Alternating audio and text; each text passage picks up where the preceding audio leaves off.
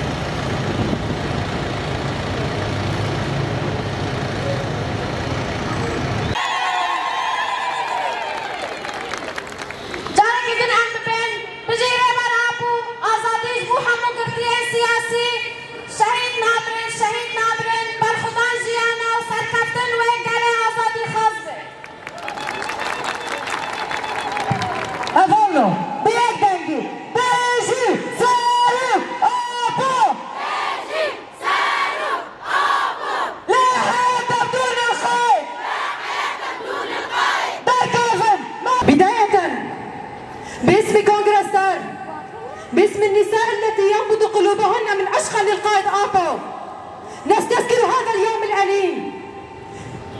26 سنة مضت على المقاومة التاريخية التي يقودها القائد عبد الله أوجلان في سجن إمرالي.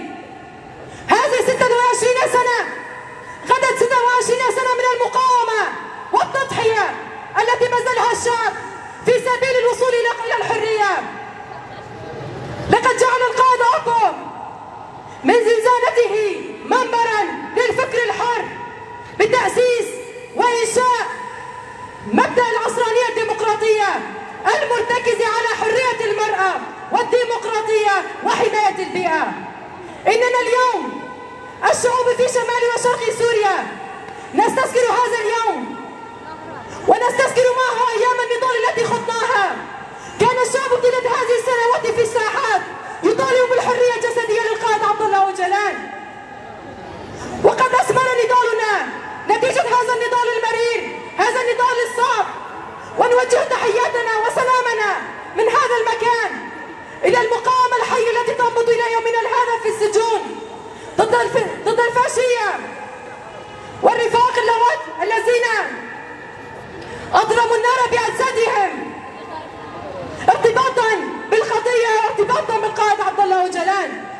لقد كان هذا اليوم في ذكرى هذا اليوم أرادوا وضع الكردي وإزالتهم من السجل في التاريخ.